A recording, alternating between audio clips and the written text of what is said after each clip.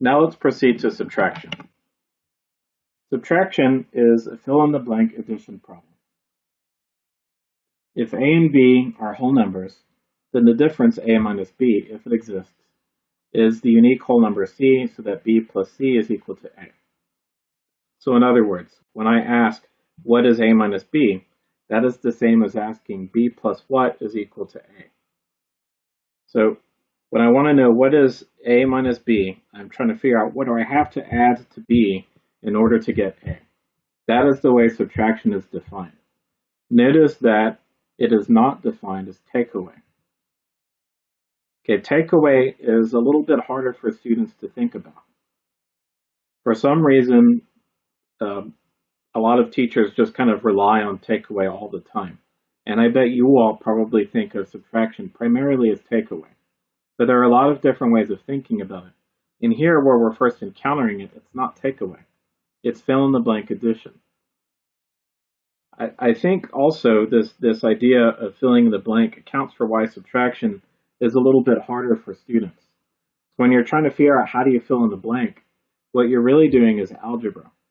So subtraction is already an inherently algebraic process, even though they're encountering it, in the first grade or so. So in our first model example, we have the missing addend model, which matches that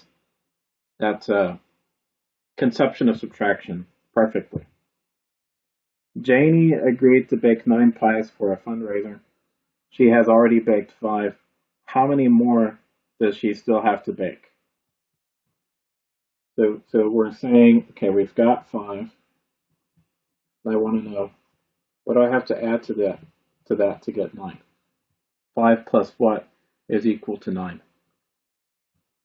Okay, and so when I ask, what is 9 minus 5? What I'm really asking is, what do I have to put there to fill in the blank? And of course, it's 4. So 9 minus 5 is 4, because the thing that fills in that blank is 4. So that's what we call the missing addend model. Okay, there are 3 other models for subtraction. The next one is the one that's probably more familiar to you, which is the takeaway model. Alex had 7 cookies. He gave 3 to his friends. How many more does he have left? So let's draw his 7 cookies.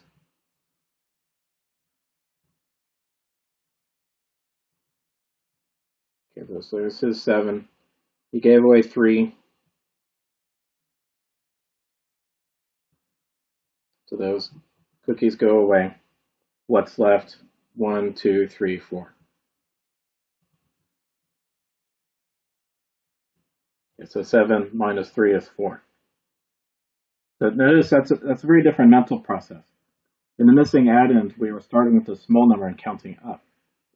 Here, we're starting with the large number and counting down. To a student that is still a little bit shaky with counting and addition and things like that, usually the missing addend model is really easier than the takeaway. But for some reason, a lot of students really rely on takeaway. A lot of student teachers in this class. So I really recommend that you think hard about that. Note that there are 4 different models. If I ask you on an exam for a missing addend question or one of these other models, don't just give me a takeaway question. Okay, but I'll just want to warn you that there's a tendency in students to do that, to just kind of like a knee-jerk reaction. When they see subtraction, they want to do takeaway. Just note that there are 4 different models.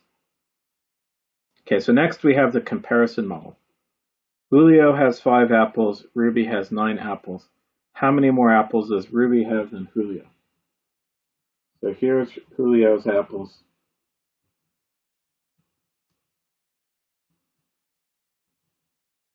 Here's Ruby's.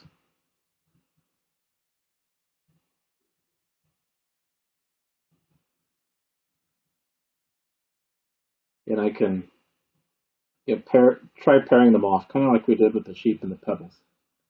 But Julio runs out first, and then I see that Ruby's got 4 left over. So therefore 9 minus 5 is 4.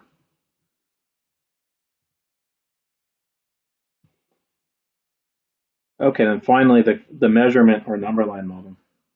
Marcia is on a 7-mile hike to her campsite. She has passed a sign saying that her campsite is 3 miles away.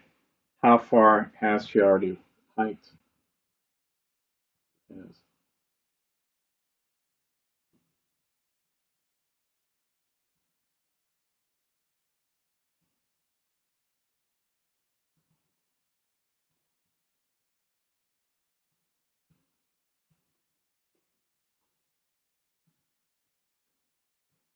So notice what pieces of information they gave us. They gave us the total amount, which is 7. And then they gave us not how far she's already walked, but how far she still has to walk. So to draw this correctly, what I need to do is start at the 7, count backwards 3 spaces to 4, and then draw the arrow from that to 7, which will represent 3. And then 4 is where she's at. Okay, but the way this arrow diagram is drawn is important. It comes up a lot in the book. And when they talk about the quote-unquote number line model, they mean a very specific type of number line model, where what you're given is the whole amount and then what's left over. And you're trying to figure out how far have they already gone. Okay, and of course, what we're illustrating here is 7 minus 3 equals 4. And that concludes our discussion of subtraction. The homework for this section is 2.3, exercises 1 through 18. Do your best to get that completed for the next class period, and we'll discuss it in class.